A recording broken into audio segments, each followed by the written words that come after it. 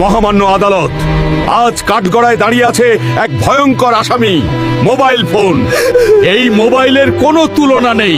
চাইলেই সে একজন মানুষকে সারাদিন নিজের ভেতরে ডুবিয়ে রাখতে পারে। এই মোবাইল মানুষের শৈশব কেড়ে নিয়েছে। এখন আর ছোট বাচ্চারা মাঠে খেলাধুলা করে না, বড়রা আর বসে আড্ডা দেয় না। মহামান্য আদালত, এই মোবাইল মানুষের চোখকে বন্দি করেছে, মনকে করেছে দুর্বল, আর সম্পর্ককে করেছে দূরের। তাই আমি চাই এই মোবাইলের কঠোর মতো শাস্তি হোক। Order, order.